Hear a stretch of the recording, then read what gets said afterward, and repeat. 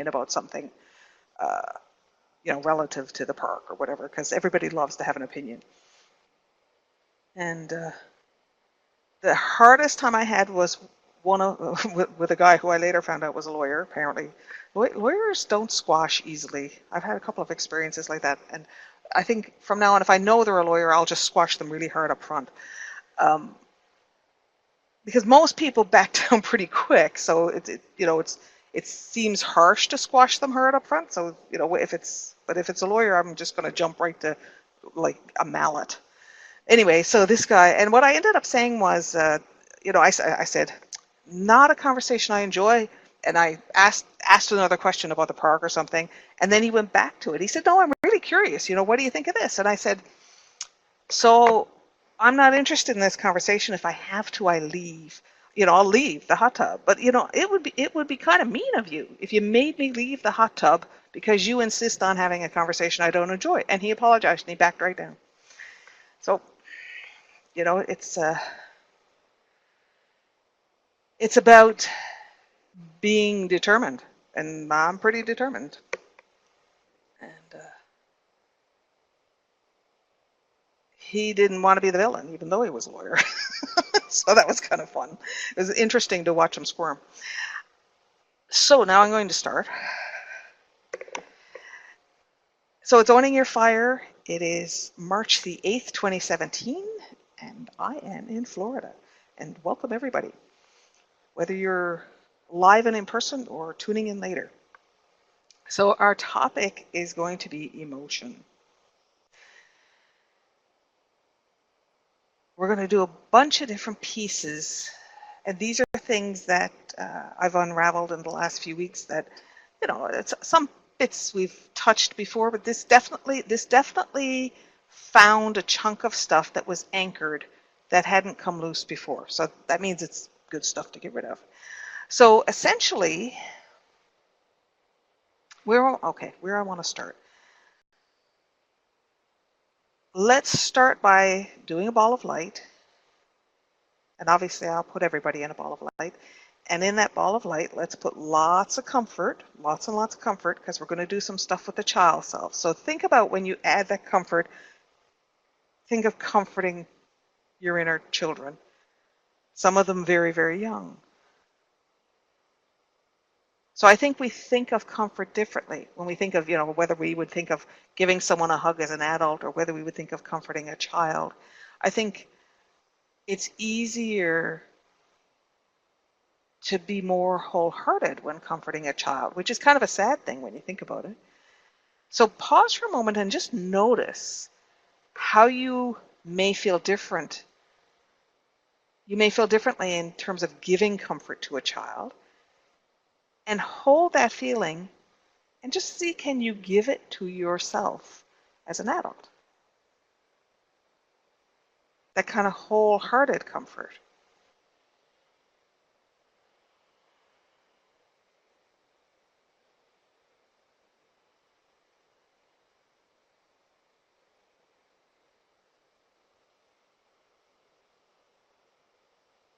So spinning a ball of light through you and around you, lots and lots of comfort, and then all of the younger versions of you stacked up inside from, 5 minutes ago all the way down to the fetus, to the moment of conception, and then through time and across time.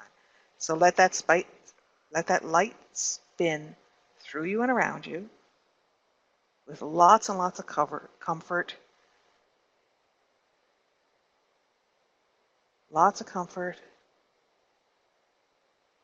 lots of release, lots of courage.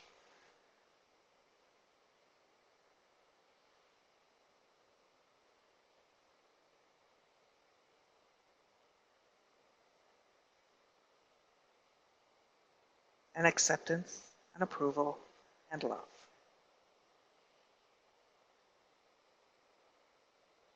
There's Pat Milland, all the ages, yes. All the ages.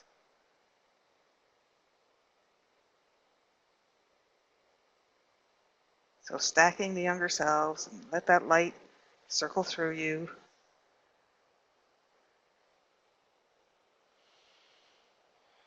Now we want to deal with a lot of obsolete emotion tonight, so get that double ball in place. So get the other light going in the other direction. And that light is to neutralize the obsolete emotion. And make sure that that second ball is also spinning through all the versions of you.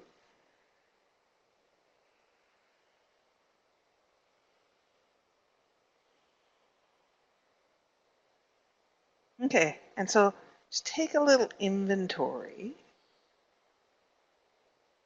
And notice you've got the outer ball of light that's spinning with the comfort and the acceptance and the approval and the love and the courage, all that light.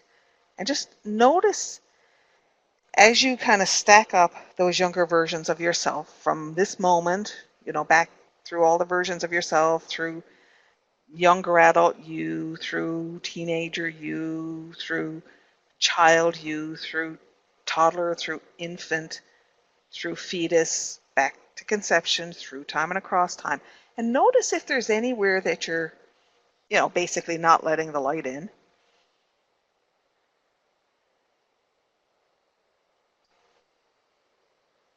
And those will be versions of you that were judged, perhaps by you, perhaps by others, because sometimes if they're judged by others, you take that on. And whether it's a judgment from yourself or from somebody else that you've taken on, think about whether you're willing to release that judgment so that all of that light can go through every version of you.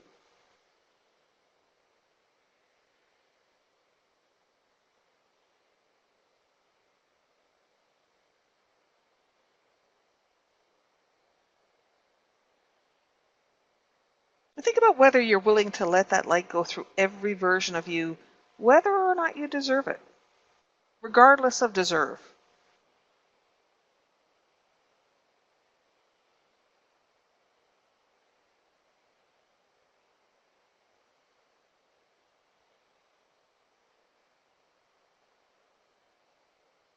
Regardless of what you think of that version of you, or how that version of you was judged by yourself or others, you have a soul. So there is light in that version of you.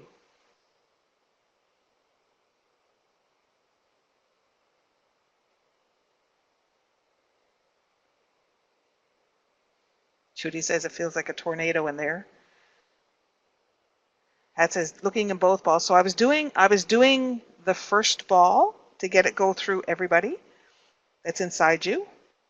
And then I was going to go to the second ball, but of course, lots of you are gung ho, and you kind of guess that's where this is going. So some of you are doing both. It's going to depend on what is easier for you. So if it's easier for you to say, okay, let's look at the outside ball first, see is that going through all the versions of me, and then maybe look at the second ball, see is that going through all the versions of me. They do different things, and so that's part of it. Aim is always really important. So when you're looking at the outside ball, you're looking at acceptance, approval, love, whether you're willing to have that light for all these versions of you. And the inside ball is about neutralizing obsolete emotion. And we're going to be doing a lot with emotion held by the child selves tonight. So it's going to be very interesting for you to notice when you get to the second ball, which you may choose to do now, if you like. Look at the second ball and whether that light is going through all the versions of you. Because sometimes these younger versions of you are anchoring old emotion. So we've done a lot of work to release obsolete emotion, an emotion that doesn't belong to now. What we're going to look at tonight specifically is emotion that's been anchored by a younger version of you and is held there because that younger version of you thinks it's their job to hold on to that emotion. There's all sorts of reasons that can be true, and I'll get into that. So just for now, just notice where that second ball of light is able or willing to go. And it may be interesting to contrast that, at the beginning of the night now to see where it can go, and at the end of the night it may be interesting to go back and see can it go more places, right?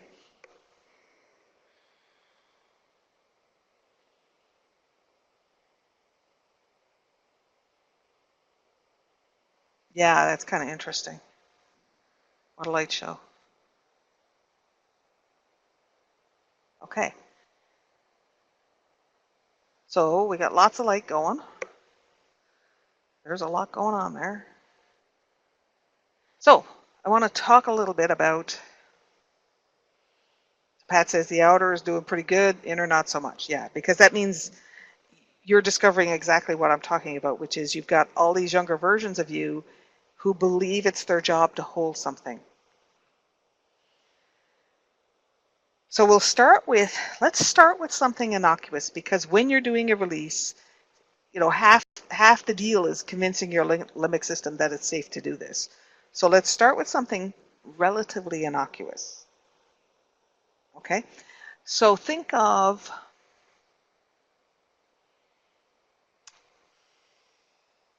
and I'm going to give a couple of examples and think about which one works as innocuous for you, because I can see, like, here's where I was going to start. I was going to say, let's think of something that's a tradition, like, how you spend Christmas could be a tradition, and that could be a relative innocuous thing. And then, half of you guys went, yeah, no, there's nothing innocuous about that.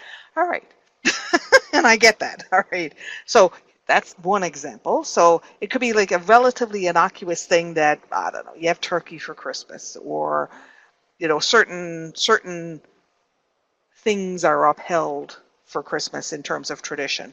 So tradition could be something that could be innocuous, and if it's not, then think of something else. So a kind of thing that might be innocuous might be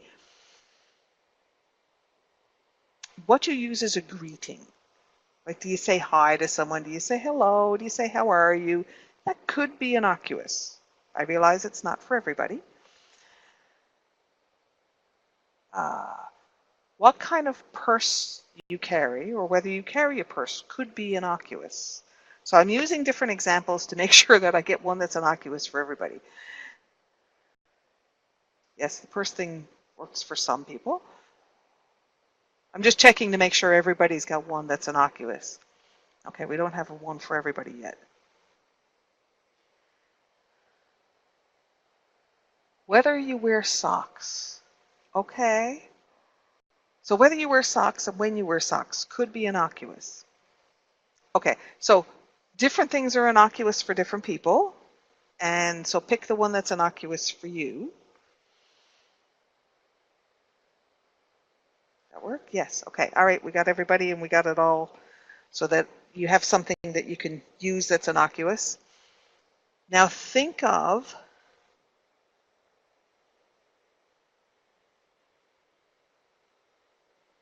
eight. Okay.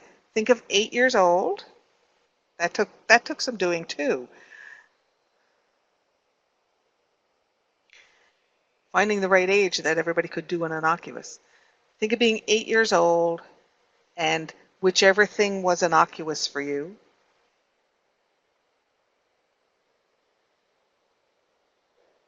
Find your 8-year-old self and find what they hold for that innocuous situation. Whether it's, the turkey or the socks or the purse or the greeting. Pick the one that's innocuous for you and look and see what the 8-year-old holds of that. And notice that they hold something. Even though it's an innocuous thing, they're holding something. So they could be holding what right is in terms of, the right thing to do or the right way to be. They could be holding that. Or they could be holding their experience of somebody else's right or judgment of the right thing to do or the way to be. And remember, Patricia O'Reilly taught us that when you are a child and you have an experience, you will literally go into the people who are also present to have the experience from their perspective to learn. So sometimes for that 8-year-old,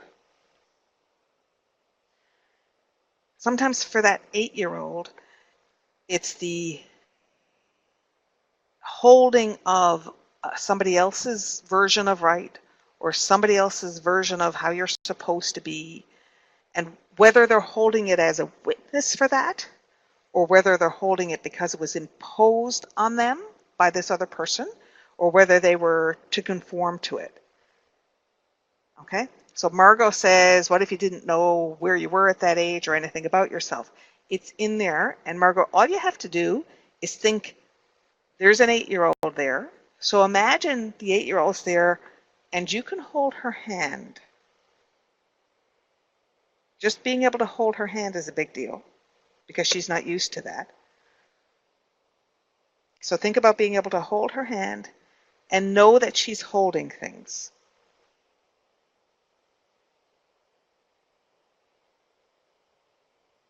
You don't have to know what it is. You don't have to know why she's doing it.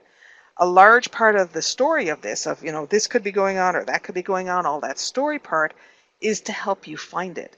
In point of fact, if you just decide to find it, you'll find it. Yeah, like that.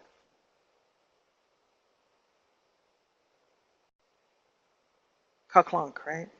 So short answer is what we're going to practice is we're going to practice finding things that are held by these child selves that are being anchored by the perception of the child, whether it's their perception from their own perspective or their perception when they were visiting somebody else's perspective. And the interesting thing is, if it's an innocuous thing, even though they're holding it, it may not be attached to a trauma. It may not be attached to something we would call negative. So how else would you find it? Okay, Pat says you had to follow the rules. You shouldn't stand up for yourself. Yes, for a lot of 8-year-olds, especially girls, that would have been the case. For a lot of 8-year-olds, period, that would be the case.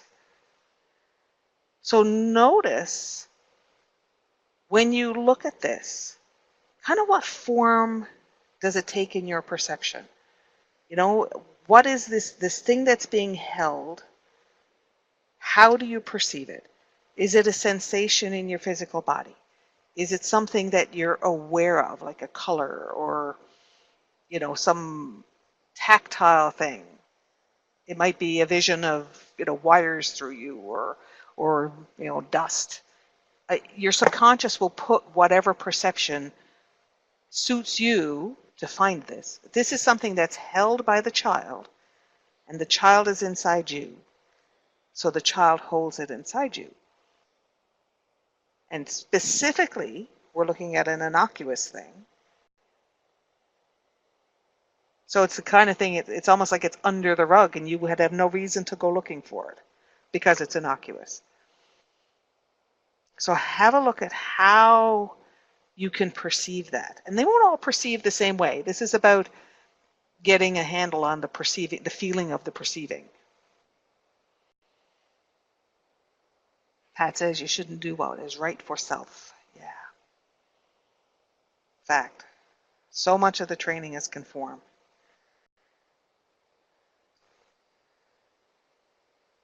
There you go. See? Okay, so if you have a sense of how you're perceiving it, you might want to volunteer that because it'll help other people who are struggling. It also helps to see the mad variety of ways of perceiving it because the next time it might be something totally different for you. So type it in if you're coherent enough. It's not a requirement.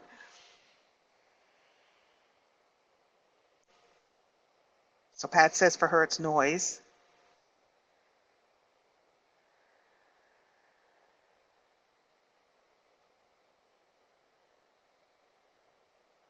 Mackie said she had scarlet fever when she was 8. What is that? Marie said she's completely lost. That's normal at this point. Yolande says just speaking to a man can lead to abuse. I'll go back over these in a minute.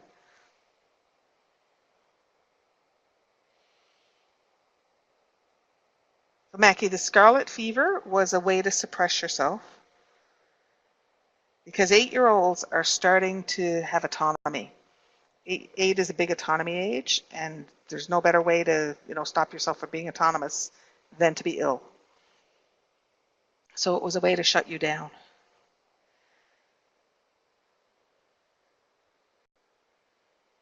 Estrella says, mine was a purse, and it was first associated to being an adult. Then it became, then it became the power and control of adults and women. So it was their way of having power to have a purse, or it was a way to control them. Sarah says, feels it in my lower back, sinuses, and gut. Pat says, I remember things at 7 and 9, nothing at 8. Yeah, that means it's a good age to aim at. Yeah. Sarah Francis, purse for me too. And then the purse was control over you. Yeah, got it. Judy says she's not getting anything except tightness in the shoulders. Yes, that would be it, because that's the responsibility thing.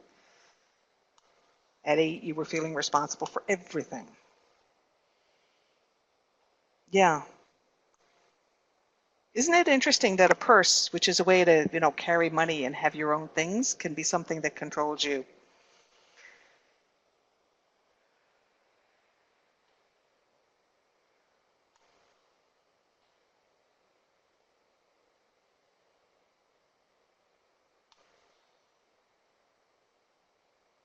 And Marie said, no direction lost in the literal sense.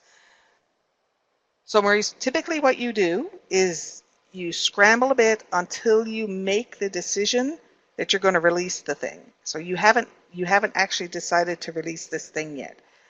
So pause and consider that any emotion that is anchored inside you is a burden on your body, a burden on those child cells, so burden on you, and it limits your choices. So you kind of have to work that through in your head to reach the point, because you're still going, all right, I'm willing to look at this, but I'm not necessarily convinced that this is something that we should release yet, which is totally fine. That's your process. And Milan says trapped. Tony says, still feel like I'm working on the comfort part and the socks. The socks are what everyone else did, but you like warm feet. So socks are not innocuous? And a lot of people did purse.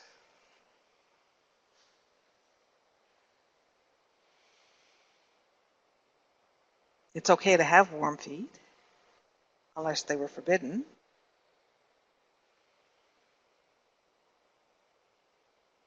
There's some serious terror. So lots of comfort, lots of comfort. Pay attention to that. And yes, I understand. Tony said, I'm still working on the comfort part. But yeah, a lot of people, by touching this, you're bringing up the fear of the 8-year-old. So lots of comfort.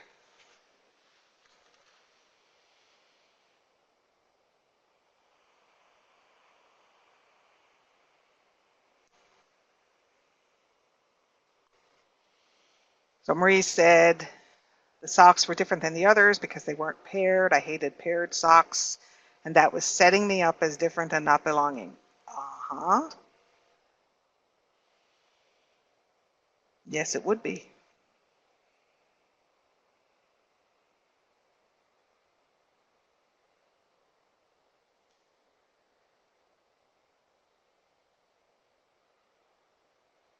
Okay, so take a breath and be the adult for this 8-year-old. Every one of you, be aware that you are an adult. And this 8-year-old inside you is in your care and in your authority and in your territory. Ask yourself if you are able to protect her. She is inside you.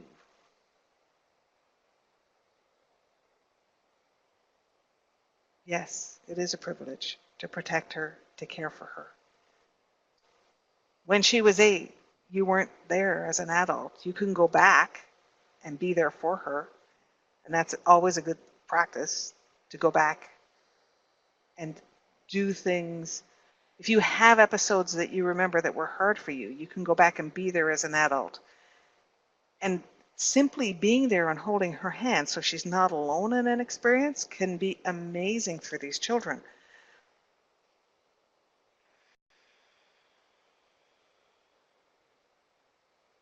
So you are the adult. You protect her.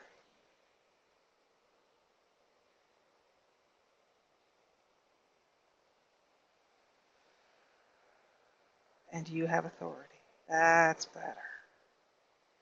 You have authority.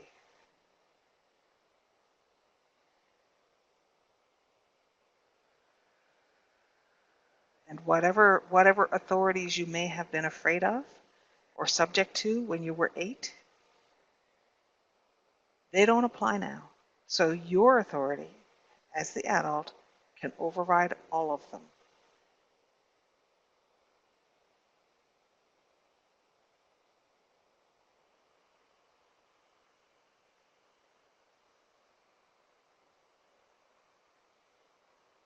That's better. Your authority can override any authority that was present when you were 8, and you're not 8 anymore. This 8-year-old is inside you, and you can now protect her.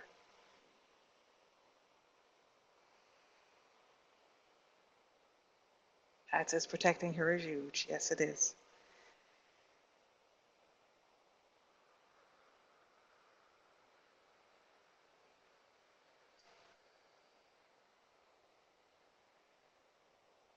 That's it.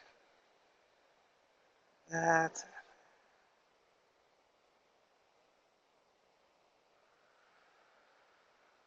Pat says it's easier to relate now that I have a granddaughter. Yeah, because you can take that authority there.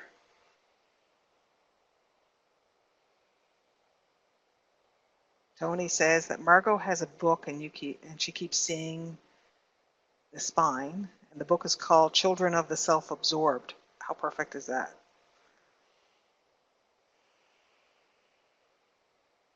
I'm going to say, it's interesting because there are parents who are enormously self-absorbed, and then there's just people who get wrapped up in their own stuff and maybe oblivious to their children at some time. All it takes, like somebody could be having a chat on the phone with somebody and just be absorbed in the chat they're having on the phone and oblivious to the child that's near them. This doesn't make them a terrible person or neglectful or any of that. The fact is that for the child, they feel abandoned in that moment because the person is there with them, but clearly not emotionally there with them. And this is one of those perfect examples of the child's perception of the experience. So you can think about this. If you have children and you could be chatting with your friend on the phone and you're not thinking about the kids, you're thinking about the conversation. That doesn't mean you love your kids any less, right? It's just something else has your attention right now. And if your children feel secure, then they should be okay with that. I gotta tell you, is there anybody, well, I don't have to ask that question. I was going to say, is there anybody who actually felt secure when they were 8? Well, I can answer that. No, none of you did. Okay? None of you felt secure. So when you had the person around you who was supposedly taking care of you and their attention was elsewhere, you did feel abandoned because you had no sense of security. You didn't trust their attention. You didn't trust their care. So if they were self-absorbed, they could be very self-absorbed and they could have all sorts of trauma reasons for that, whatever was going on for them. The thing is, as a young child, you got to remember, like, You didn't know what a mortgage was. You didn't know what, their plan, like their to-do list looked like. You didn't have an adult perception of, their lives or what was going on with them. And so your perception, your experience of events was from a child's point of view. And children can be extremely self-absorbed, frankly. Children can be narcissistic because the brain development that allows big picture thinking doesn't happen until, it doesn't start to develop until puberty. And it's not like they hit puberty and it's suddenly there. It develops over time. Also, if there's other development that is inhibited because of trauma or something, and then it doesn't develop well anyway. So, there you are, 8 years old.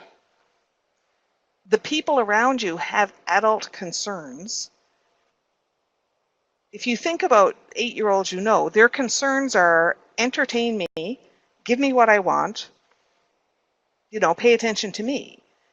Well, you didn't grow up in that kind of household. I know that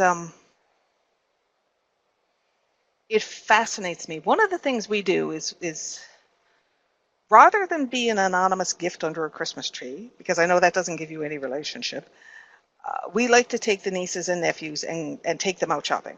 And we do that away from Christmas because Christmas is busy for kids. So we'll take them out. We'll say, we take them to McDonald's and feed them something. Thank God some of them are getting old enough now to want something besides McDonald's. But hey, we take them to McDonald's and feed them something. Then we take them to a store and say, okay, here's the budget. Pick out what you want. And they choose, whether they want to go to a bookstore or a toy store. The little girls tend to want to go to like Arden's where they have accessories and stuff. One of the things that fascinates me is their willingness to take up time, to take up space. So the youngest niece, she wanted to go to a shoe store. So I took her in the shoe store and she started trying on shoes. And apparently she has she was like 7 and she has the girl fascination she wanted to try on every pair of shoes in the store. And I'm like, we have this much time, knock yourself out. And I just sat there and watched her try on shoes. And she was a little bit fascinated by the fact that I was willing to sit and watch her try on shoes. Because I guess there is always a limited time when she's running around with mom or whatever. But this was her Christmas gift. Okay, have fun with that. And I was fascinated by her ability to just indulge herself. I know that I couldn't have done that. I would have been worried about the shoe dropping or, taking too much time, or I would have felt uncomfortable. So I was just fascinated by that. And so I know 8-year-olds who grow up in secure households, they feel completely comfortable demanding time and demanding attention and demanding what they need. And I know that we weren't like that.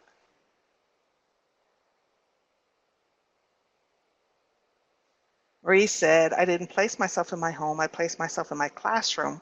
Why the heck did I do that? That would be because I said, let's go for something innocuous first. And so the classroom is less painful than the home. So that was wise.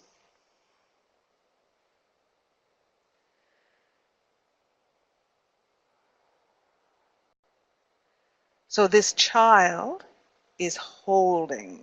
You found something that they're holding, and it's theoretically innocuous.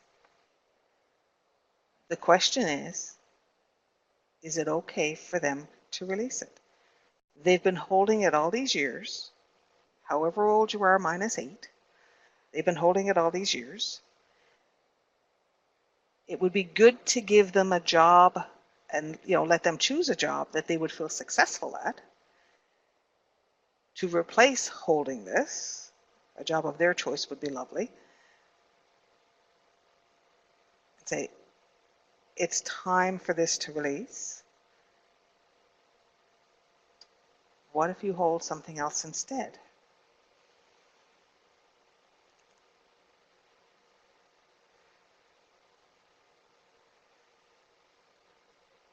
Yes.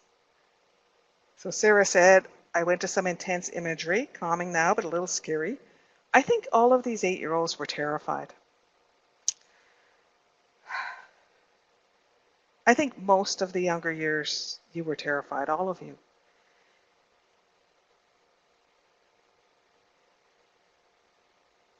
And Pat is saying that would be letting go of no choice. Yes. Ray said, could she hold the stories like in a book? Yes. Margot said she's not seeing anything, just thinking of balls and holding the hand of a child. I think, Margot, that's the best place for you to be. This child is terrified. Having you hold her hand and be there for her is huge. She's holding things.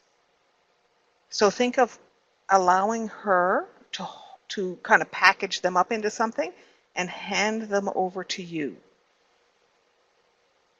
To say, okay, it's not your job to hold them now. I will take them. You can take them and put them in the fire. Or you can let the light dissolve them.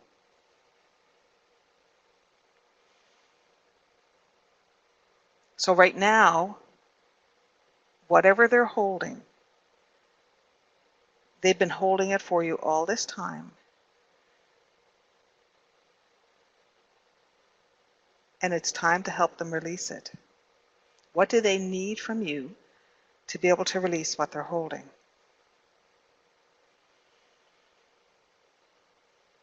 You have the authority. Be very clear on that. You have the authority to release them, to tell them it's time to release it. You're in charge. Remember, your authority has to override the conform programs, has to override the conditioning, has to override the terror.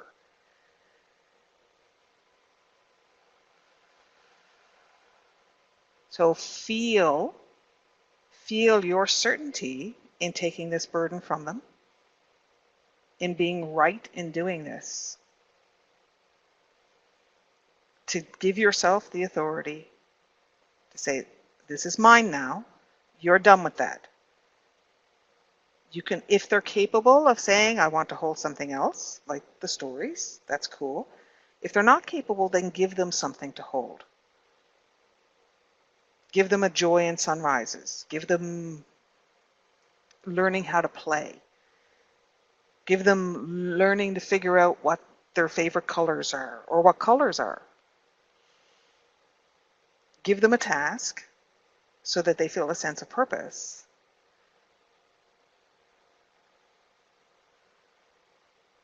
So take away the burden that they're carrying, and as the adult, you can let the burden go. You can choose to put it in the fire. You can choose to let the light dissolve it. Marie said she'd trade the book of stories for a song, so I'm teaching her a song. That's lovely.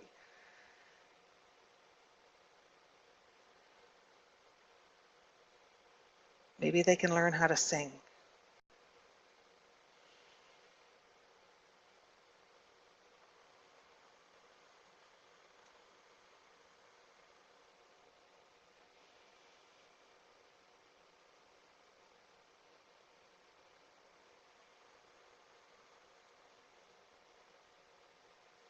Pat says, to dance like there's no tomorrow. I love dance.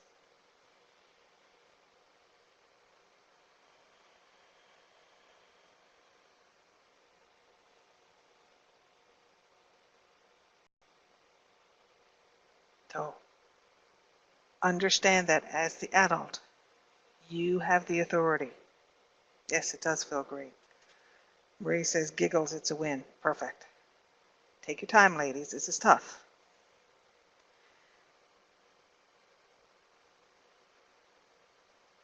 You have the authority. Allow yourself to feel certain that it is your right to take this burden from her, to release her from it, from holding it,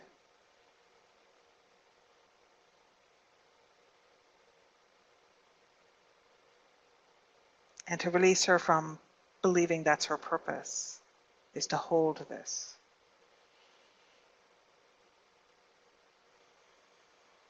What if her purpose is to express you? What if her purpose is to know you?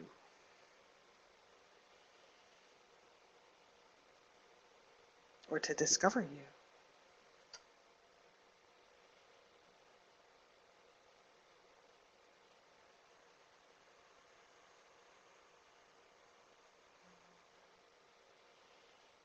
That's it. Lots of comfort.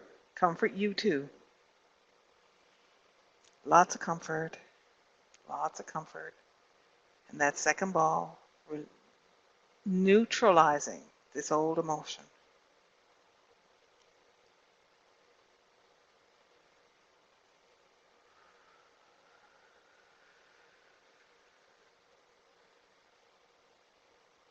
That's it.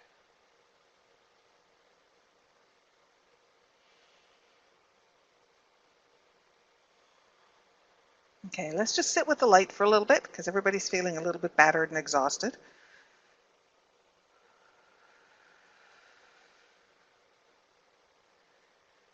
Even with the joy, because this is really old, deep stuff. And it was so, the innocuous stuff is sometimes it's even worse because if it was a trauma, you'd know to go after it, you know? So the idea of releasing, like you think something innocuous, like how could this be a big deal?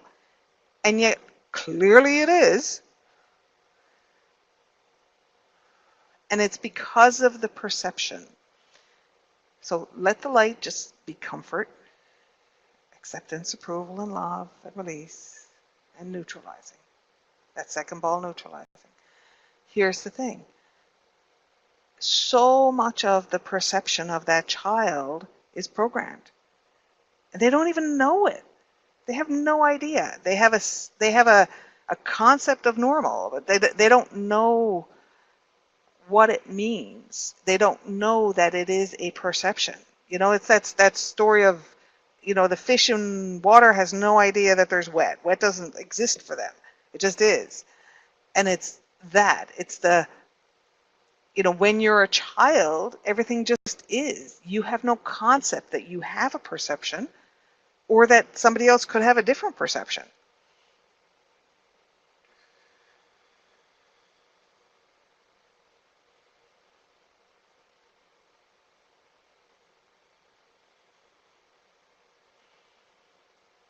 And so their experience of bopping around, you know, from one person to another to have a different experience, even though they go into another person to experience what's going on from that person's perspective,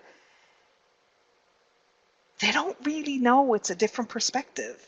You know, it's almost like if you picture a child in a cardboard box, you know, playing in a cardboard box, and there's a bunch of window holes cut on the four sides of the box. So if they were a little kid and they look out one window hole, then they go and look at another window hole, they go and look, you know, at another window hole, those will give them a different perspective. Okay? And so imagine that child. They look out one window hole and they see some view of a room or an outside view, whatever, you know, depending on where the box is. So they look outside and they see something. And then they go to the other hole and they look outside and they see something. They don't know that that's a different perspective. For that child, it's like that's outside. That's outside. And so the idea that looking out one window is a different perspective than looking out a different window doesn't exist in their reality. And so when they go from inside one person to another person to have a different view, it's exactly the same as looking outside the holes cut into the cardboard box. It's just a view. They don't understand it's a perspective. And they don't understand how to differentiate that from their own perspective.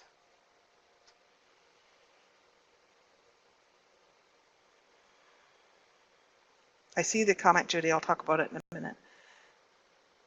So here's what happens. When they hold something, it is immersed in their perspective, in their perception, and they don't know it. They don't know it's immersed in their perception because it's like the fish that doesn't know it's wet. Yeah, Patricia Wall says, for the child, all the views are their own. That's it exactly. And they don't realize that it's, they don't realize they've gone into a different body and gotten a different perspective because it's all just an experience to them. So they don't know how to have a perspective on it.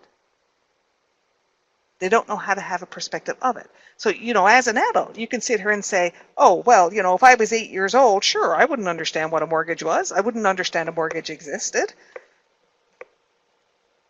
The thing is, it is your ability to have an alternative view that allows you to imagine that. The child doesn't have that capacity because they don't understand big picture yet. Now, one of the ways children will play is to play, they might play being a dog, or they might play being mom and dad, and play house or whatever. It's important play because it gives them the concept that, other views exist. They don't quite get it yet. Okay? So I want you to be aware that everything those child selves experience is so immersed in their own perspective that they don't know that their perspective affects the experience. They have no idea. Okay, so we're going to do a little experiment with these this 8-year-old.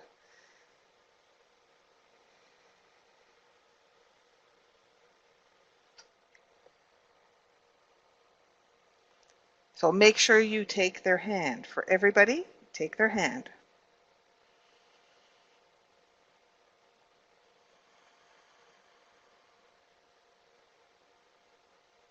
Lots of comfort. That's it. Wrap them in comfort. Take their hand. Now, here's what I want you to do. I want you to put the energy of your authority into the child through your hand.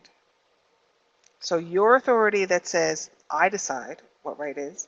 I decide what you hold. I decide. I'm in charge here.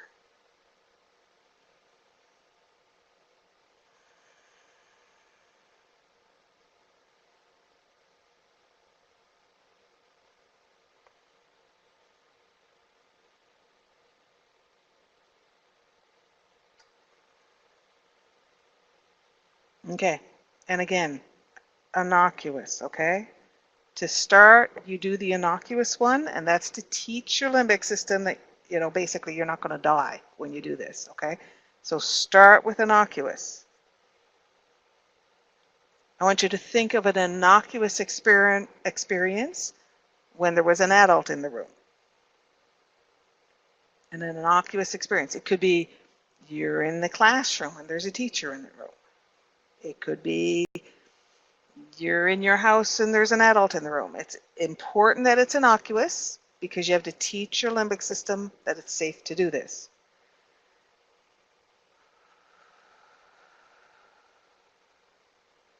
Innocuous, please. And when we do these things, if you get the idea, well, okay, now I want to go back and work on all kinds of traumas and things that happened as a child. The more trauma you have, the more you need to practice with innocuous so that you learn to feel safe with it. Okay?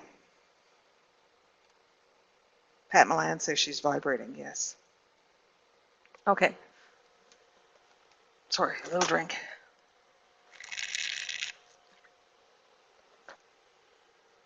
Innocuous experience. Here's what we're going to do. We're going to give her a step stool, nice sturdy step stool. And it goes up enough steps so that when she climbs up it, she's at the height, her eye level is at the height of an adult. So hold her hand, you can hold two hands if you want, and bring her up so that her height is the height of an adult. Innocuous. Innocuous. Yes, I know you want to forge forward and do all kinds of things. First, you have to teach your limbic system that this is safe. Innocuous. Otherwise, you're sabotaging yourself. Teach your limbic system first. Okay, bring her up to adult. Think of that innocuous experience. Now she has a memory of that innocuous experience from this height. And here's the cue. This one's not yours, let it go. This memory isn't yours, let it go. So I want you to literally, with your authority, lift it away for her.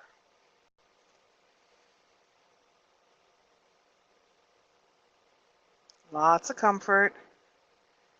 That's it. You have the authority. You have the wisdom. She's safe with you. She's safe with you. Now bring her down the steps and say, this is your memory. Bring her down the steps and let her find her memory of that innocuous event. This one's yours. This one's yours.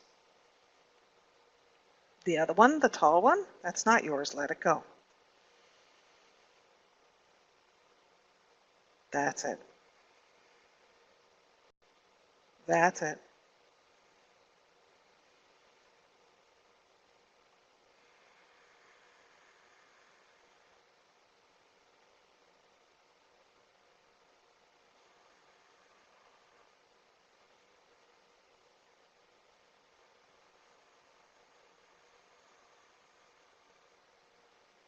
Pat says she's lost and can't think of an innocuous memory at that age. So think of something simple like going to school, you know, whether you walked or took the bus or something where it's a non-event.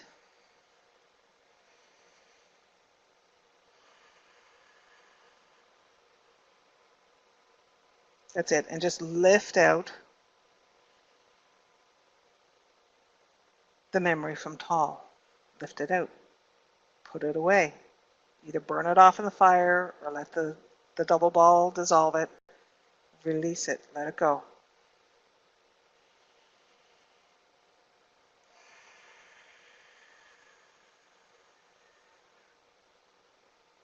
Sarah says skipping. Double Dutch skipping. Pat says got it. Yeah. That's it.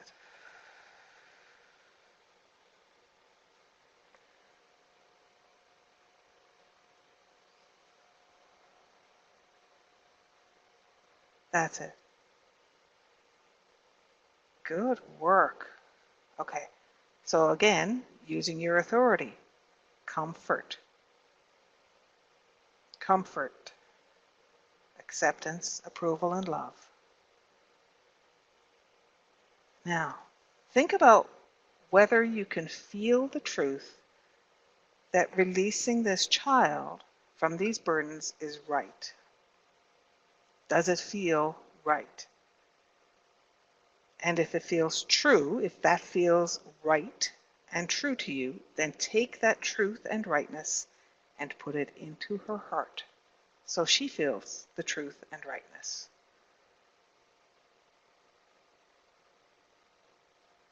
And notice all the things that release with that.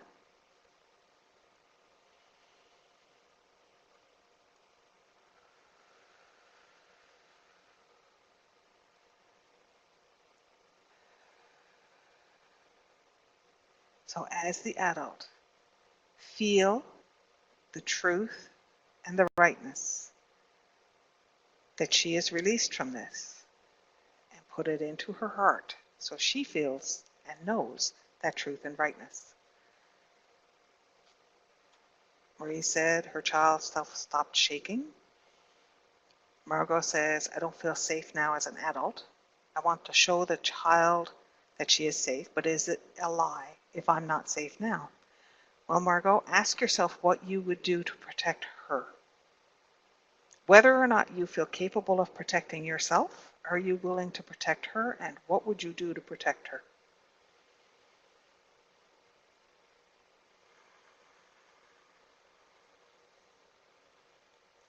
Pat's saying, what do you mean released from walking to school? It's about releasing her from holding things for you. So you're releasing her from holding old emotion, old perspectives, and releasing her from holding things that were held because of her child perspective. So it could be that whatever she felt while she was walking to school, she's still holding that.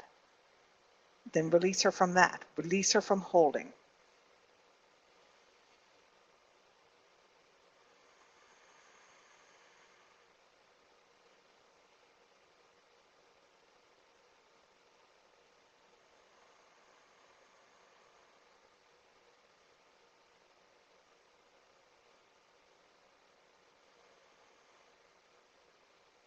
So Margot, are you willing to go all mama bear for your child self?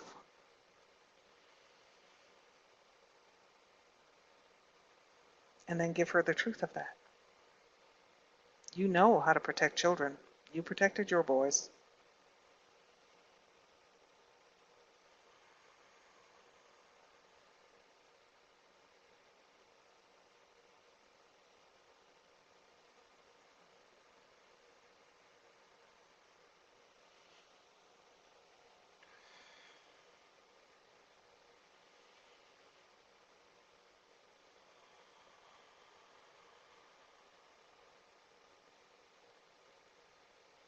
Judy was saying earlier she bought some children's books to literally read them to her child selves, which is lovely. Pat says, okay, that feels true, now what? That take the feeling, the truth of it, and put it into her heart so that she feels and knows the truth of it. Yes, Judy, you can. Judy said, Judy, you know how to go mama bear. So you could totally do that for your child selves. Pat, it's the truth of your authority to release them from holding things.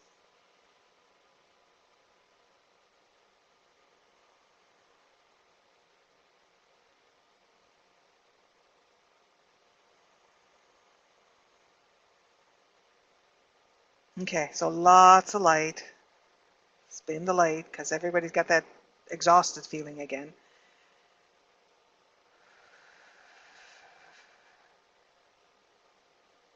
I don't think you're dim-witted. I think that this is intense.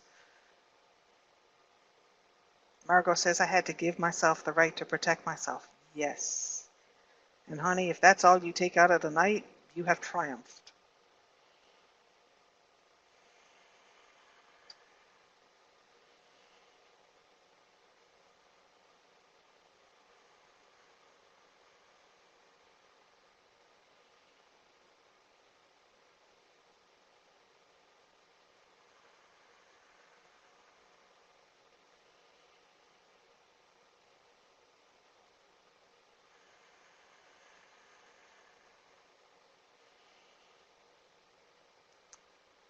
So the adult you has the authority, not the child. The child is a dependent and needs to depend on you. She can have the child can have the authority of her own opinions, her own feelings, her own expression. Okay? The thing is, you are the one with authority. You define what right is. You can teach her how to cope with things. You can protect her. An 8-year-old has a limited capacity to protect themselves. I mean, yes, they can bite and they can kick. They still have a limited capacity to protect themselves. So it's your authority, you're the adult. What you're doing is you're giving her the knowing that releasing these things is right because you said so. It's your authority.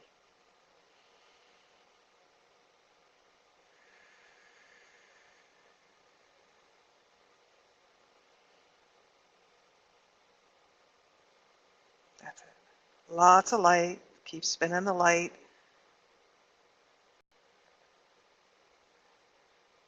Both balls. Lots of emotion to be neutralized. Tons of it.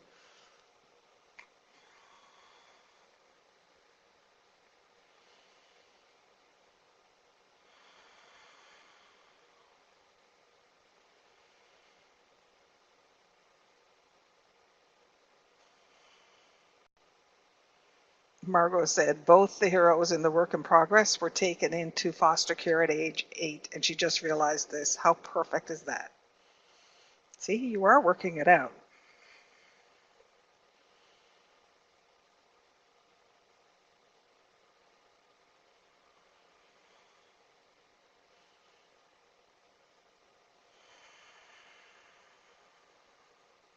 That's it. That's much better.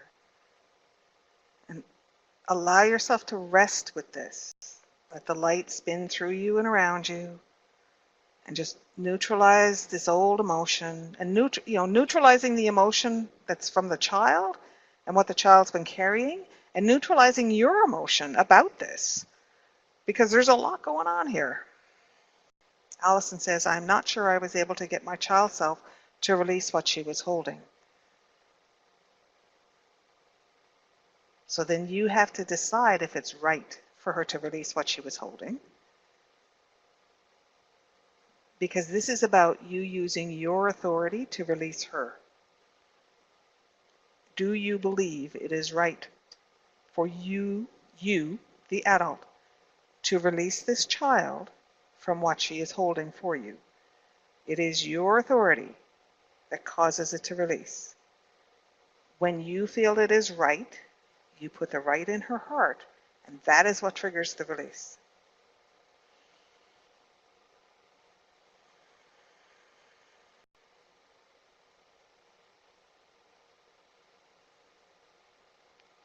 So it's recognizing how much is held by the child selves because they are so immersed in their perspective, they don't even know what they're holding. So there's a whole set of stuff that's held by these child selves because of the perspective that they're immersed in. Then there's your ability to protect the child self and to take authority. In order for you to release the child from what they're holding, you have to take authority over the child.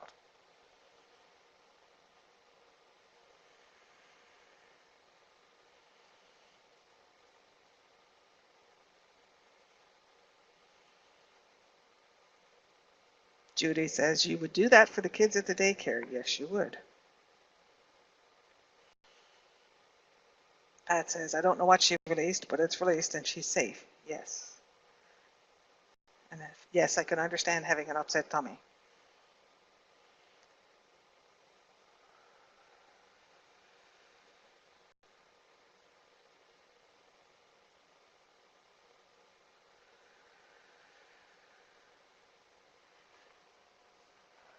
Okay.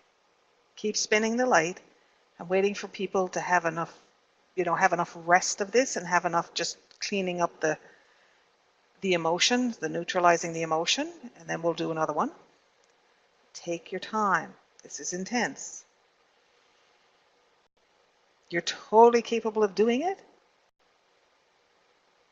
You're totally capable of doing it. It's allowing it to take its time, allowing it to process. You like to, some of you like to rush through things. And yes, Judy, yes, you got her there.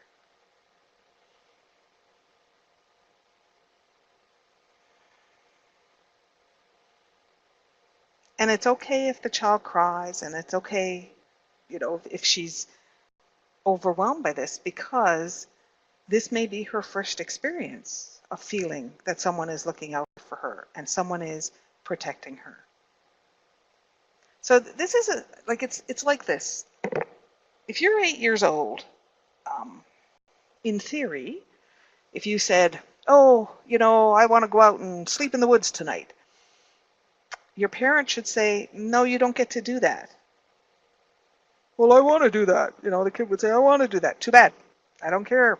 I'm the adult, and I don't believe you're safe, so you don't get to do that. That's an adult imposing protection on the child. And this is what you're doing here. These child selves, they took in all of these experiences. They had no idea. They're just living. They have no idea how much was wired into them, how many emotions they held that came from other people's perspective or came from their perspective, came from all kinds of conforming.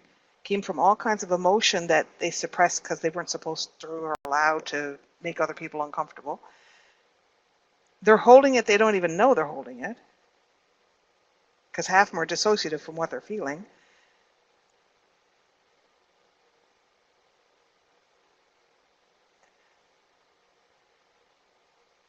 And so this is you saying, my job as the adult is to protect you.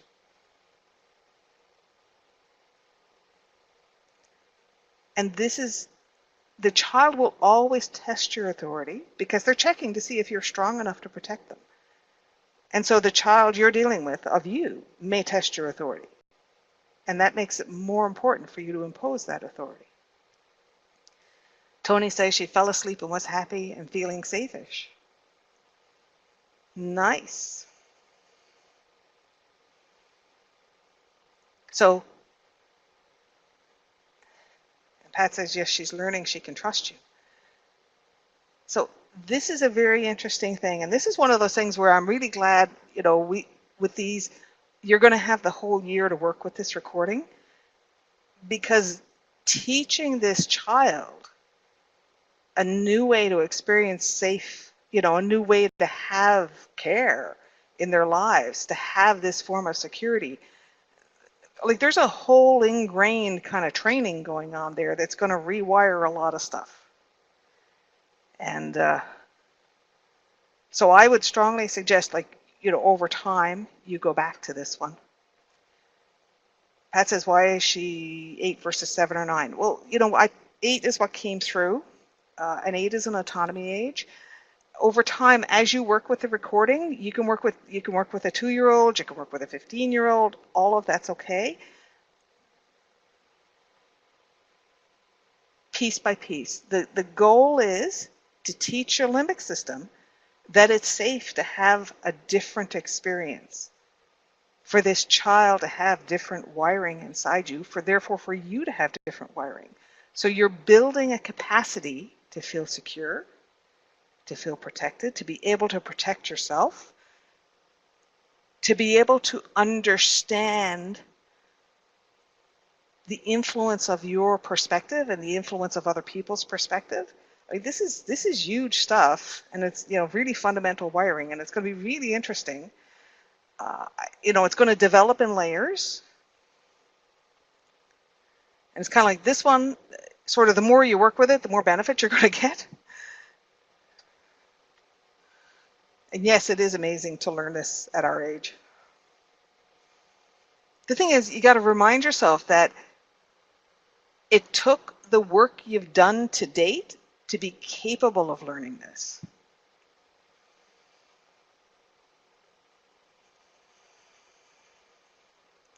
Judy says, it's interesting, as we've been opening to notice our emotions more, I've noticed how afraid we actually are of people. Yes, we are afraid of people. And yes, it's true. Like, you had to learn to work at this level, because we work pretty intensely, ladies. You had to learn to work at this level and to be capable of this kind of work, to be able to even get to this. If you think of the stuff we've been doing with the child selves since we started this year, this is pretty intense stuff. Gillian says, I feel like this is going to remove confusion. Yes, it's going to remove confusion, because as the child learns to comprehend context and to comprehend that other people have a perception, and the child can learn that because they understand the dog has a perception, they understand they have a perception, so they are capable of learning it. As they learn that, it's going to really clarify the influences that are going on around them. So as the child learns about what is influencing them, they can learn to choose how to interact with what is influencing them. I remember,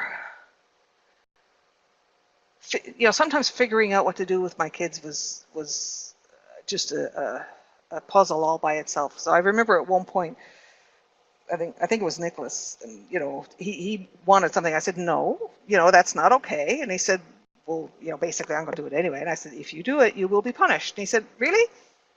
What are you going to do? And this was his way of saying, well, it's up to me to decide if the punishment is a is detrimental to my decision to do it or not. Like, well, I still do it. And I was standing there as the adult facing this kid, and I think he was about 5. And he's saying, well, so what are you going to do? And I'm thinking, now what do I do? Because basically he's calling me out. He's saying, if you want to impose your authority, then you have to make the punishment bad enough that I'll decide that I'm not going to do it. But in the end, he was the one deciding. That was really clear. And that was interesting all by itself. So I had to figure out that I wouldn't play that game. And in the moment I said, I'm not telling you what I'm going to do, but what I will do is I promise you I'll make you regret it. And I'll do whatever it takes because I'm in charge. So and I explained it to him. I said, I'm in charge. I have to be able to make the decisions and I have to know I can keep you safe. And it was one of those weird conversations. I had to tell him my motivation to make it make sense to him, and then he backed down. I was like, oh, okay. Yeah, all right. That kind of makes sense. I still think I should do it. Wow, right?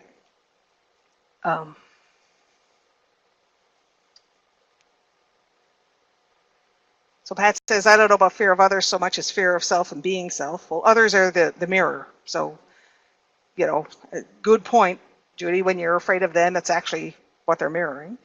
Marie says, she's so freaking cute. She's just humming away, making up words to her song. And the more light I infuse, the more words she puts to the song. Well, that's kind of cool. See? So the more you are able to give her your light, the more she is able to express you. How glorious is that?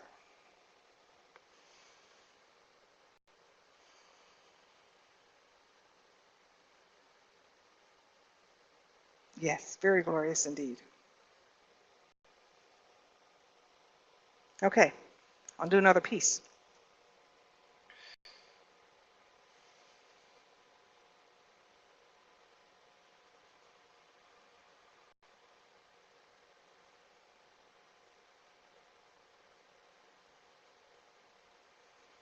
Okay, so by default, children are short,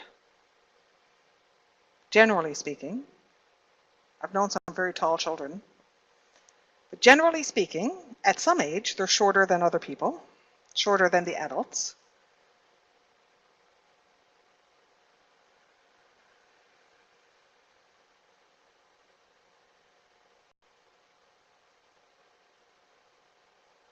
So we had the experience of bringing the child up the step stool so they could say, oh, look, here's the experience from being the height of an adult, and that's not mine. So we let that one go. Specifically, we let it go. So now what we're going to do is we're going to create a space for the child between, sort of the experiences that came from within themselves and the experiences that came from somewhere else, like whether they went into the dog or the nearest person or even another kid. If there was somebody present, children will go from person to person to have other experiences to test things out. So what we want is for the child to be able to distinguish between their experience and the other experience.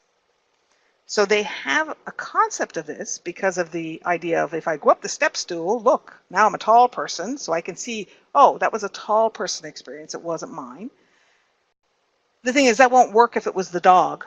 Like if they decided to go inside the dog and have an experience, or if they decided to go inside a sibling or a classmate or even somebody shorter. So there is a way for them to know that they were elsewhere. And it's a knowing. It may be a feeling, it may simply be an awareness, it may be a sensation. So look inside yourself and find, how do you know that it's from elsewhere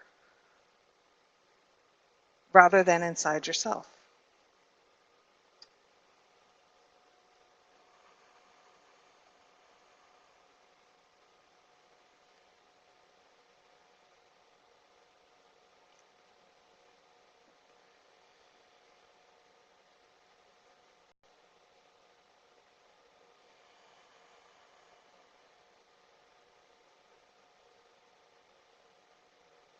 And you know this. It's a knowing. And it's there. And you may or may not be able to articulate it. That's okay. Just feel that knowing.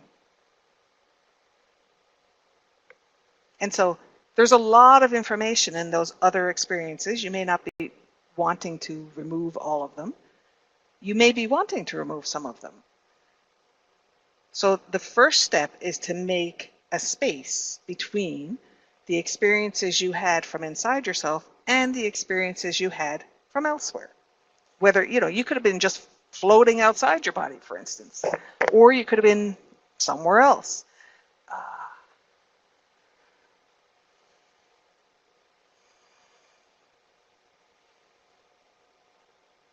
Yes. So first make the space so that you're able to distinguish. So Sarah says she had a lot of them, ready to remove some of them. First we make the space. Allison said, can I go fish? Because she doesn't have the knowing. Allison, for you it was about smells. Things always smelled really, really different when you were going from somewhere else.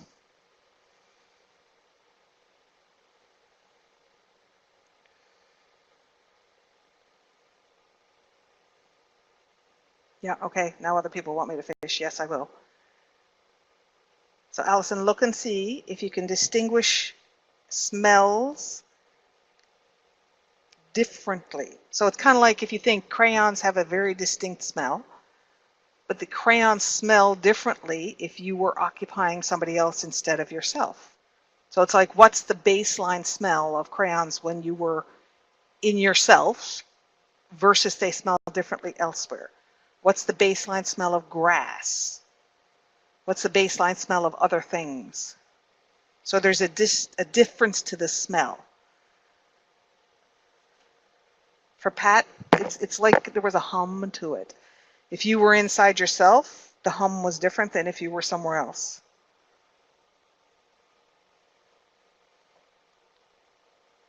And Judy, it was like the frequency was different.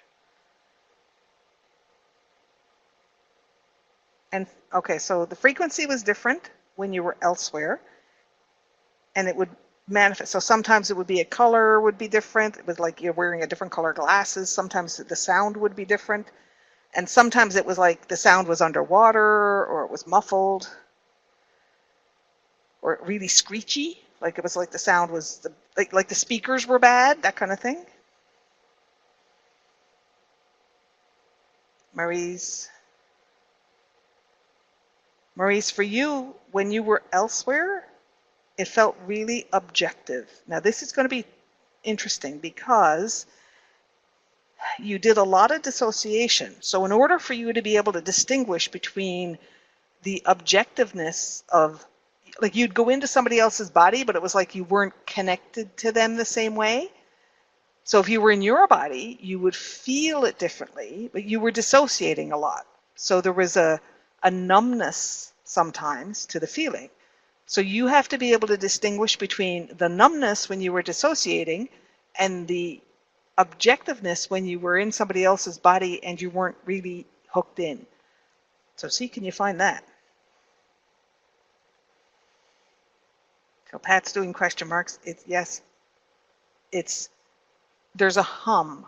So pause for a moment, Pat, and feel from inside your body, find the hum that goes with that. And then check and do one of those things where you look at one of the memories that are for the 8-year-old or the 7-year-old or the 9-year-old, whatever works, and go to the adult height and know that's not her perspective, like she's somewhere else, and notice that the hum is different. So if what you do is you decide, I can distinguish the hum when I'm elsewhere, that's all you need to do is decide. So Mackie, yours is all about notes. Apparently every single person that you ever visited in terms of getting another perspective had a distinct note. So you better find your own note. What's your note? Which is different than a hum, apparently. Who knew? You have a note, and so anything that's not your note is a different note. Okay? Yes, Maurice, you still do. I agree. Yes, Pat, you did. You were different and you knew it. Okay. Oh, Lorianne, hello.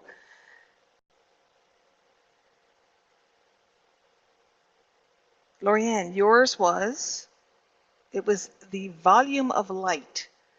So it wasn't color. It was more like things were dimmer when you went into other people's bodies.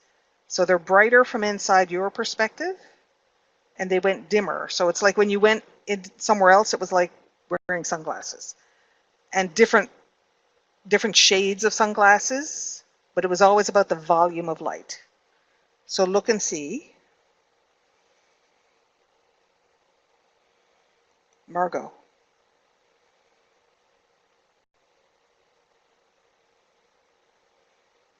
Oh, Margot.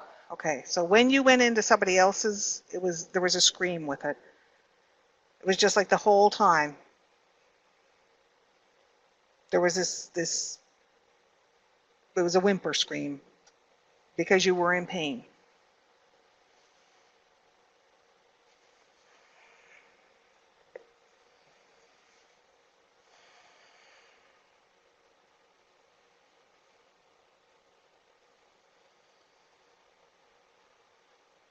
And you didn't do it very much, which was obviously very wise to not do it very much. So,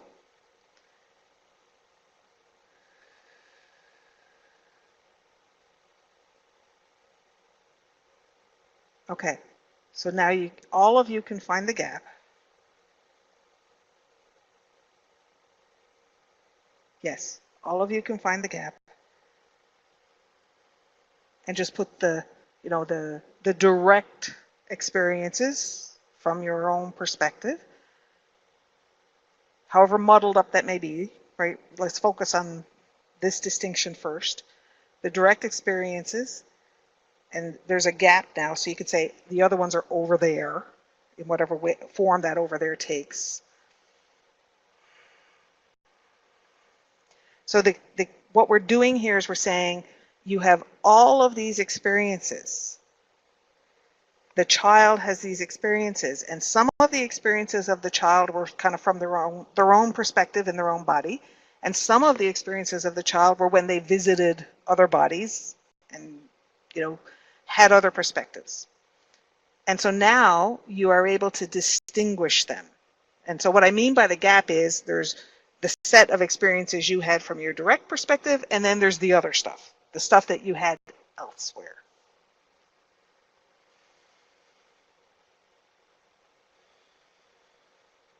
Now, this is a way that the child learned. So it's not wrong. It's not wrong to have these other perspectives. It's not wrong to have these other experiences. The challenge is that you would hold on to things and have no idea that you had them from a different perspective. There could have been a different emotional context. So for instance,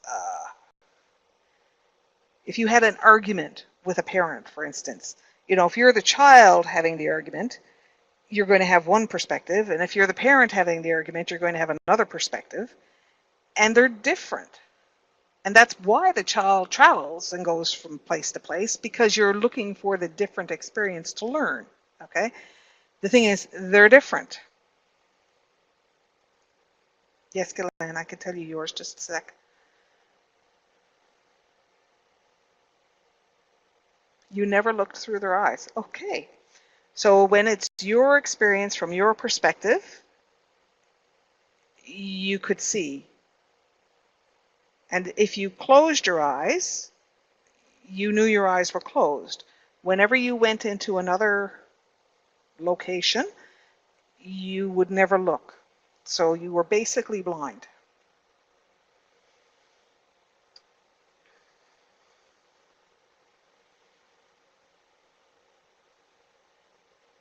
Okay. So the first experience of this is to recognize, for the child and for you both, to have a recognition that the child had a lot of experiences that didn't come from inside themselves. And just having that awareness and having it distinct is an important step. Okay?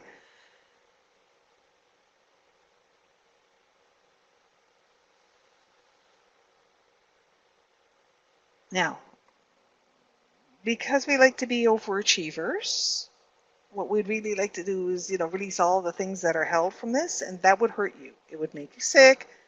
It's not going to help. It will sabotage. So please take a breath and resist the urge to just purge it all. Because,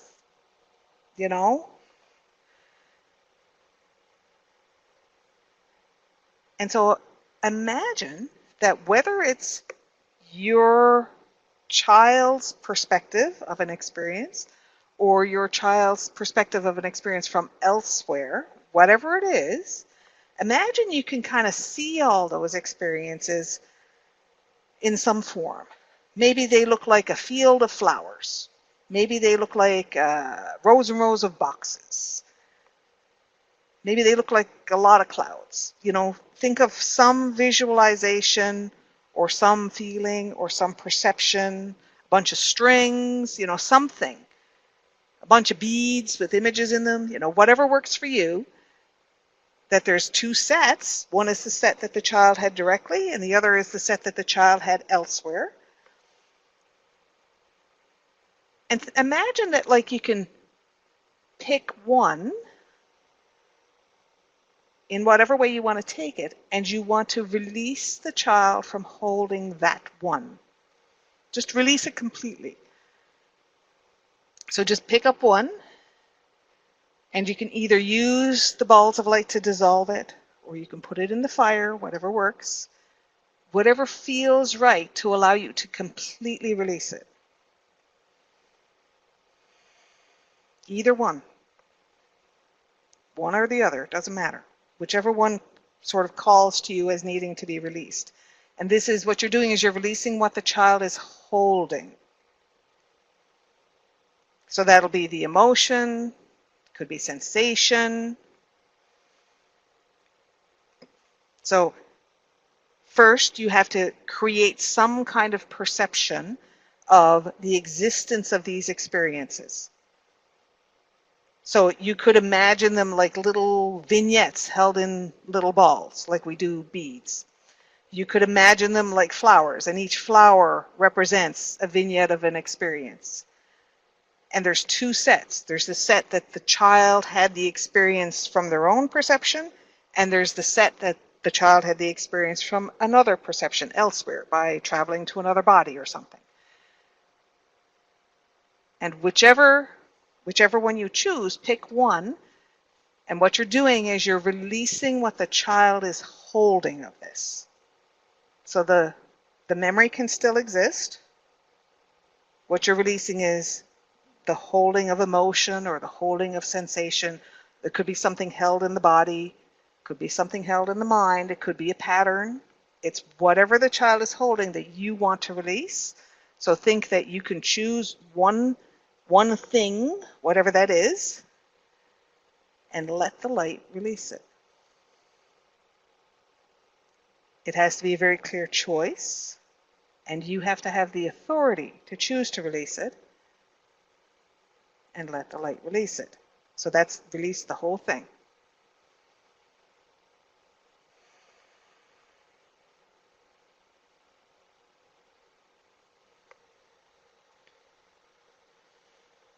And if you're picturing the field of flowers, resist the urge to get yourself a ride-on lawnmower.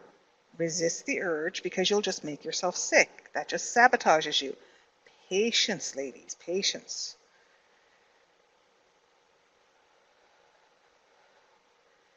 The thing is, this, every time you're releasing something, you're releasing something that blocks your capacity for joy and for choice and for power. If you beat yourself up doing it, then you're abusing yourself. That's the opposite of loving yourself. So let yourself have the time and the space you need. Give to yourself. Judy says her image is the cross is at Arlington Cemetery. Is that weird? Well, none of it's weird. Come on.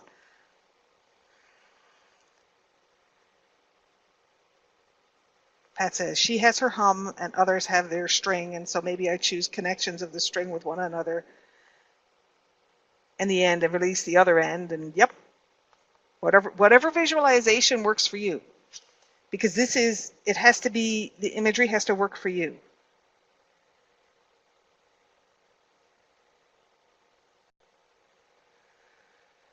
And it's releasing what she's holding of it. Now, good. Okay, now pick one that she's holding for somebody. So it could be that she's holding, from her perspective, she's holding something that's, part of a conform or part of something somebody required of her. Or it could be something she's holding because she was experiencing from a different perspective. All you have to do is decide to pick one that she's holding for somebody, for whatever reason, and just pick one of those and allow that to release.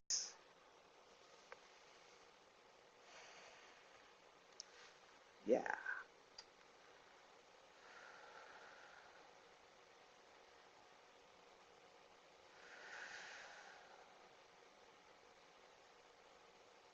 That was even easier. Yeah.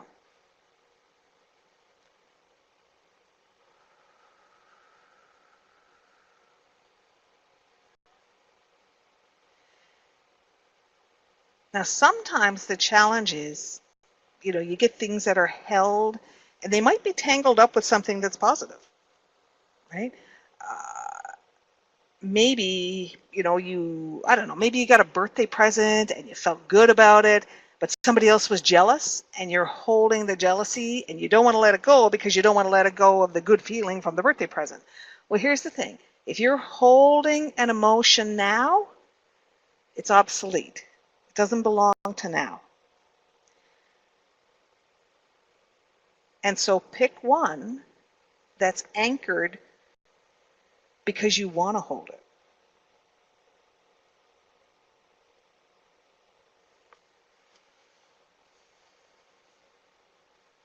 Yes, it is good stuff, ladies.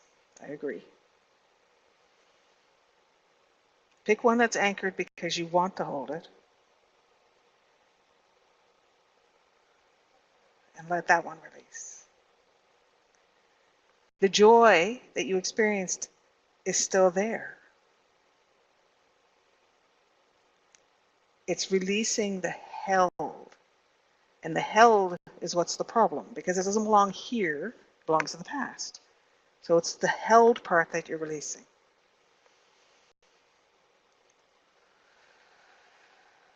Pat found a whole chunk of protecting her older brother that she models with her son. Cool. Good.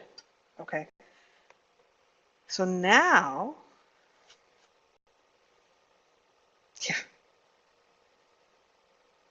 yeah. Okay. Now look for one that's held because it is the perspective that the child had. Now this is the fun stuff, because the child has no idea that they have a perception. It's like the fish has no idea it's wet, okay? The child has no idea they have a perception. And so there are things that are releasing, that you can release, that the child, like, you wouldn't even know they needed to be released. The thing is, if it's held, it's obsolete emotion. So it doesn't belong. You can release it into the light, you can release it into the fire. Frankly, it's your intention. Whatever visualization works for you, that's the key. You can put it on a conveyor belt into the sun. You can explode it. Whatever works for you, that's right. So pick one that is something held because it is part of, water's wet. part of it's the child has a perception and doesn't even know that they're mired in their own perception. Pick one of those and let that release.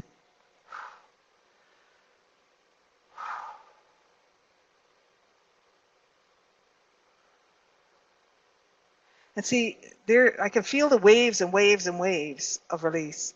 And what boggles me, and I will be, quite frankly, it boggles me how something that is, it's like there's things that we've released that are so traumatic that, they could be made for TV movies, right?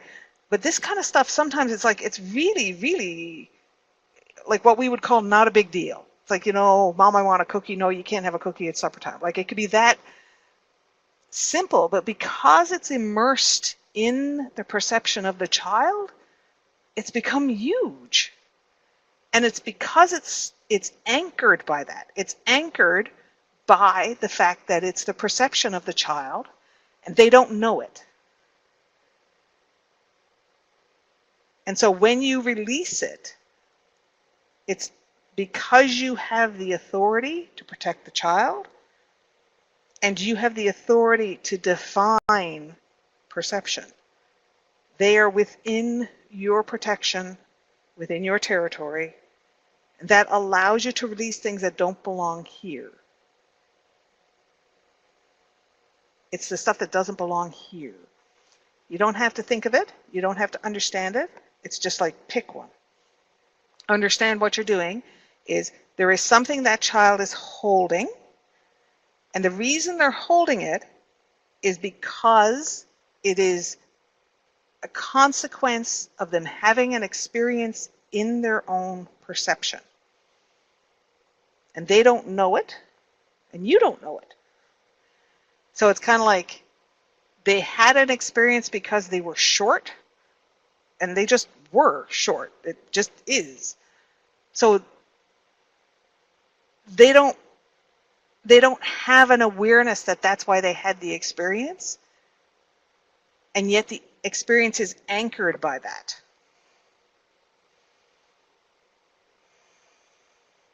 Judy says a good one would be that they can't protect themselves. If they had that experience where they believed they couldn't protect themselves, and they had that experience because they didn't know that the idea of protecting themselves existed, then that could be one. You don't need to know what it is. What you're doing is it's like you're going into that field of flowers and you're saying, where's one that I can pick that is held in me because the child has held something by virtue of the fact that they had their own perspective. And you just pull that out and let the light carry it away.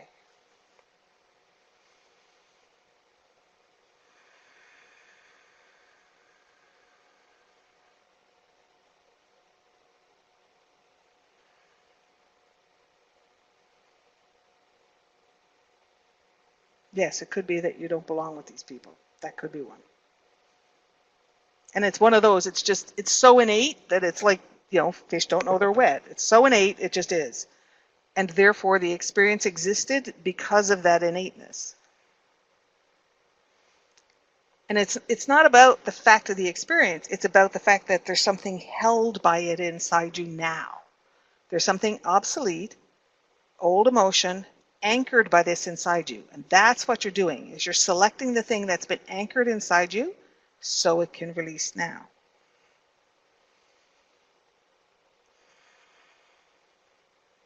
Oh, good. Just, oh, good.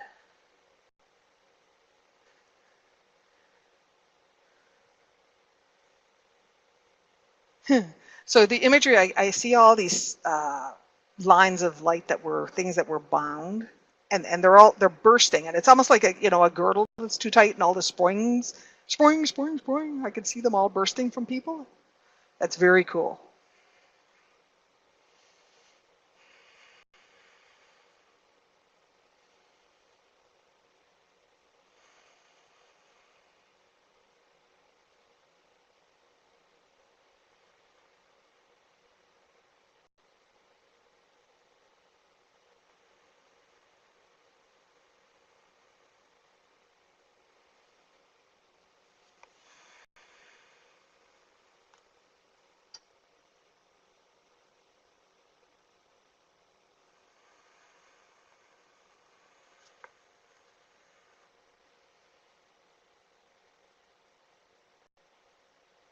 Okay, and it's irrelevant how it's visualized as long as what it is visualized for you.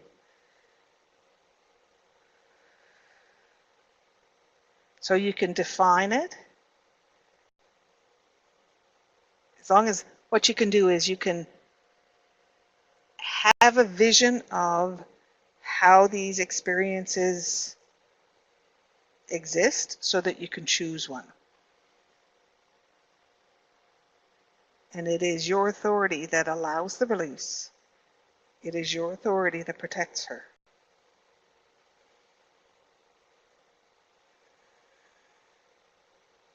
That's it.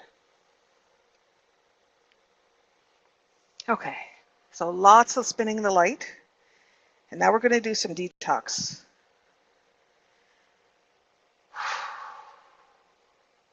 And if anybody feels like they ran a marathon, it's because that's appropriate. That was really good work, ladies.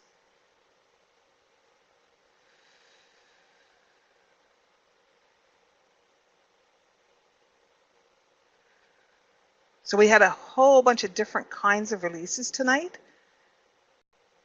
You don't have to remember because you know you have a recording.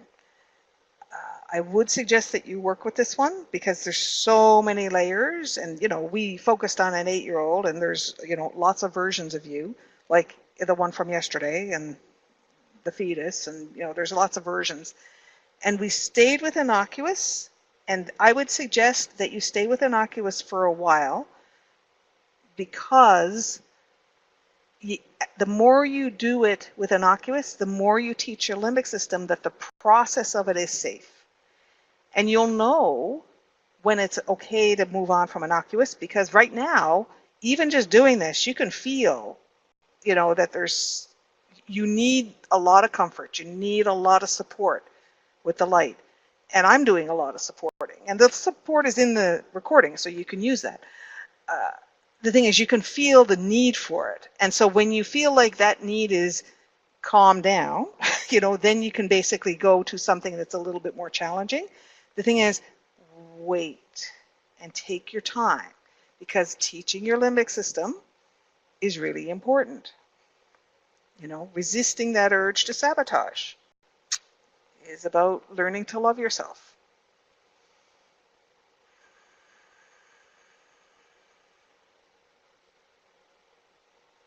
That's it. Okay.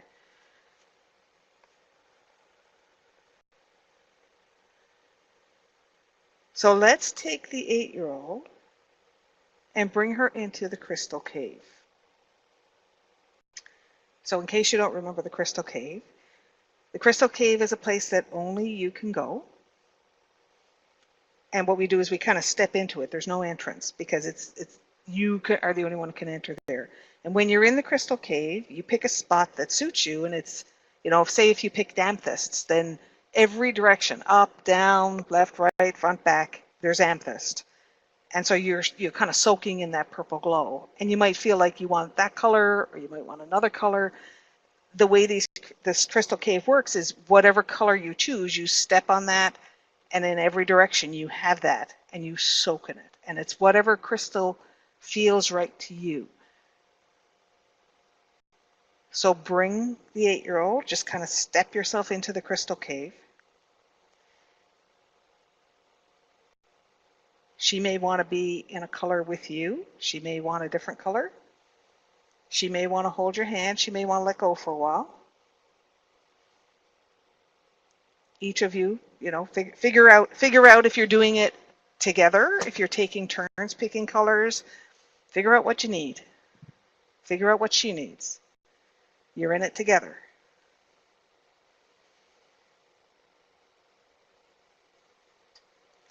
And if you give her a turn to pick a color, then also, when that feels done, check and see what you feel that she needs and bring her to that.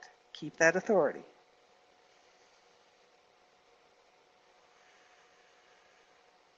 Figure out what you need. Figure out what she needs, which she's also you.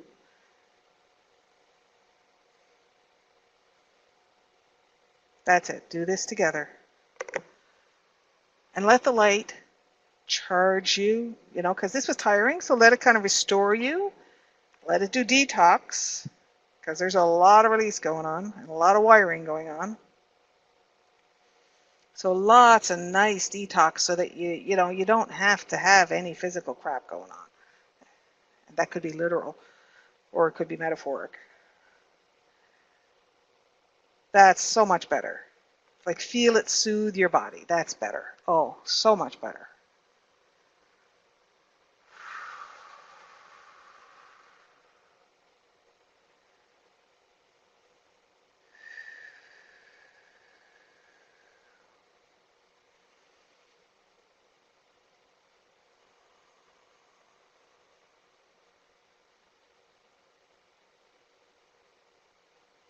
And what else? Comfort.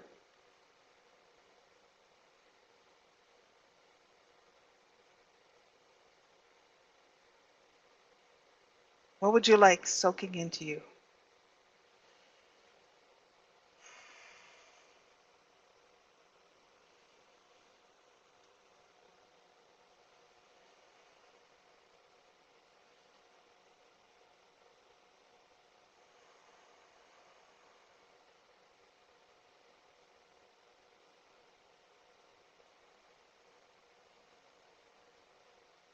Lots of detox. Detox for her, detox for you, and detox for everybody that's part of you, like all of the versions of you, because these shifts cascade, right?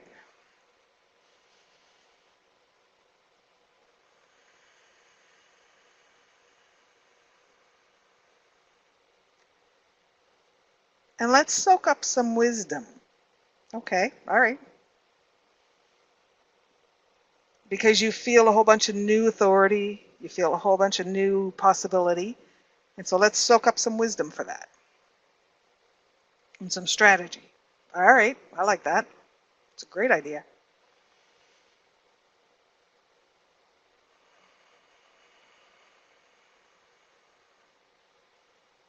Okay, and so because of this kind of shift, this is an ongoing shift, and your body's going to evolve with it. So let's help the body evolve without stress.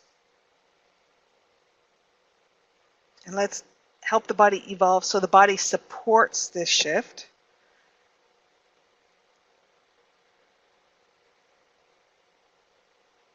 Even anticipates it. What else? What other light to help it to be with ease? Okay, all right. So let's kind of rest with that. And what have we got for questions and comments? And wow is good. Thank you.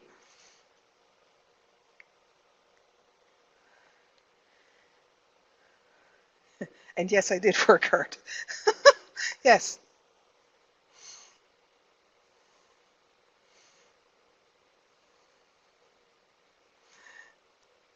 You're welcome.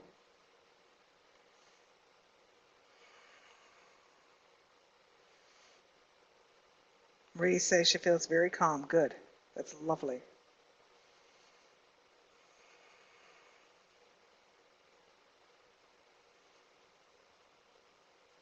Yes. Maggie says, thank you. I'm always fascinated how this plays out with me and the family in the days and weeks to come. It's always interesting. That says strategy might include discipline. Discipline is about control, and control comes from fear. So I'm resistant to discipline. Strategy is what feels right. When you want to discipline yourself, you want to impose something, and imposing is not loving. Sarah said, saw some weird images in the cave, but they finally went away. Yeah, you're cleaning up a lot of stuff, right? Margot says, I will assume things happened as usual, though you felt little. Yes, lots of things happened. There was lots of girdling. Pat says, or a better word than discipline. Yes. So what you want me to come up with a better word for you trying to impose control on yourself? No.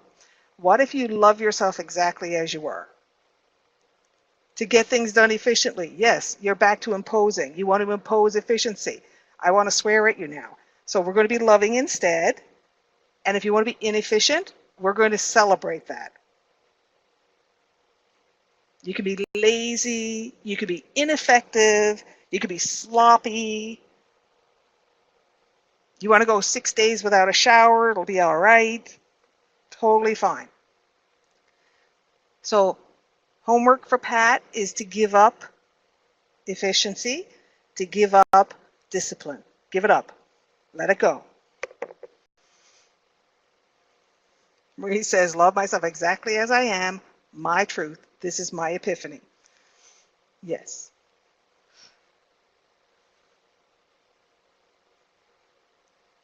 Can you go back and visit your 8-year-old song? Absolutely.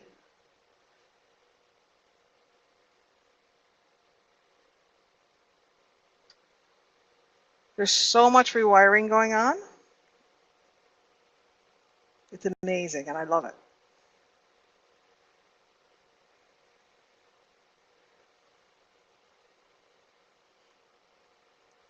Pat's going to learn the power of this gift. Yes, that would be good.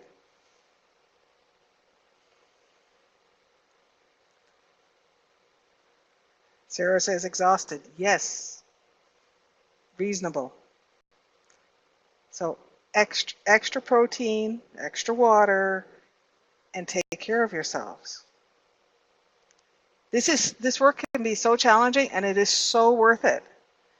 And it's, it looks like you're sitting around. Well, look, if somebody was looking in the window, you'd be sitting around. It might look like you're chatting, or it might look like you're sleeping. And, here we are doing marathons.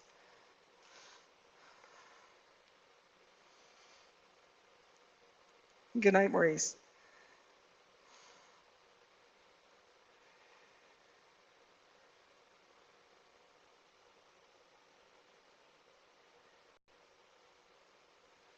All right, we're still resting. We're still in the light.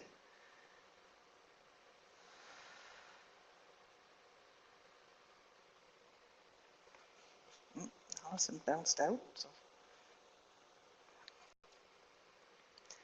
We're still resting in the cave. We're still resting in the light, restoring, detoxing, comforting, loving.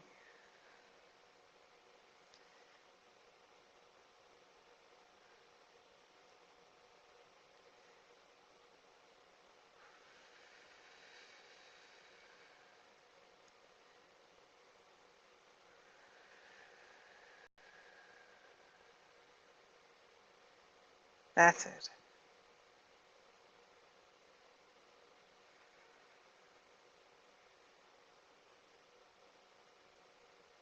That's it. Let go of having answers. Tony feeling rejuvenated and liberated from fear. That's wonderful.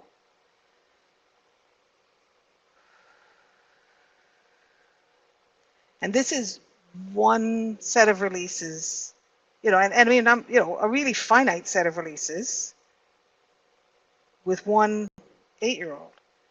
Imagine when you've done many ages and many of these releases, what that's going to be like. Wow. The potential is amazing. As you train your limbic system to feel safe with the release, then you'll be able to, ramp it up a little bit. The thing is, take your time. Give it the time. Focus on doing it from love. Coming from love. Giving the space. Think about it. You don't want to rush an 8-year-old. Let her take her time. And if you're doing it with a 2-year-old or an infant, they may need even more time. If you're doing it with a 15-year-old, they may be more destructive, more fearful. So give it the time. Claim your authority. Feel your authority. And you have to feel the right of your authority, because when you put it in their heart, that's what gives you the release.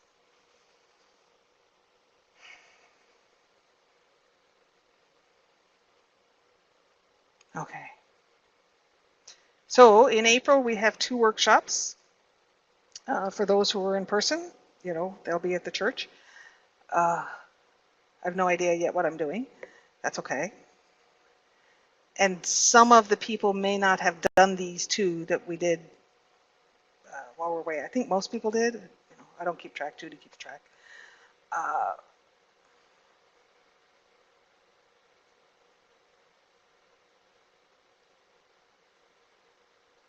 well, we'll discover it when we get there.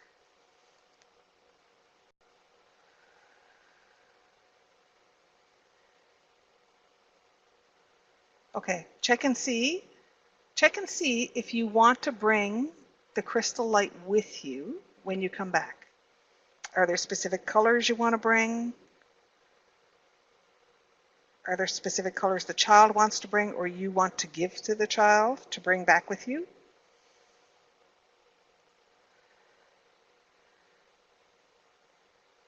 And then check and see what the child needs so that you can, you know, bring her back inside, integrate her with ease. So she may need some light around her. She may need to shift some stuff. Think about what the child needs so that you can integrate her and then bring her back inside.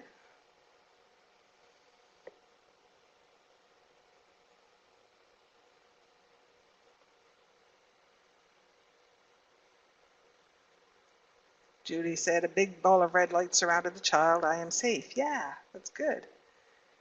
Now bring the child inside and bring yourself back to where you are, back to the room you're in. You know, wiggle your toes, that kind of thing. If you have to leave and go somewhere, like home, make sure you eat something, make sure you're well grounded.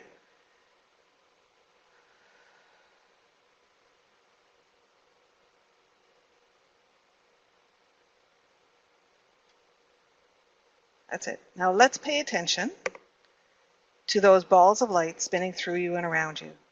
You've got the outside ball with acceptance and approval and love and comfort and release. And you've got the inside ball, which is about neutralizing the obsolete emotion. Remember at the beginning, we did a little bit of an inventory to check. So we have all these younger selves inside us. And we noticed that, you know, the one or the other or both of the balls of light weren't reaching some of them. So let's check and see if that's still true. Some of them, it may have changed. It may be that the light is reaching ones that it couldn't reach before, that you weren't allowing it to reach before. And it may be that the ones that feel excluded from that light are the memo for the next time you come to this recording, that that could be the version of you that you work with.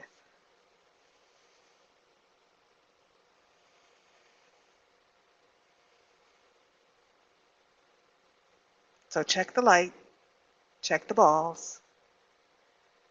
The outside ball is the acceptance, approval, and love, the comfort, the release. The inside ball is the neutralizing emotion. They spin in opposite directions. The inside ball is neutralizing the obsolete emotion, yes. And yes, I am loving being a snowbird. Thank you. So you can choose to release the balls or you can spin them down inside you. Mackie says her sinuses are all clear now. That's good. So either release the light or spin it inside you. That's it. That was excellent work.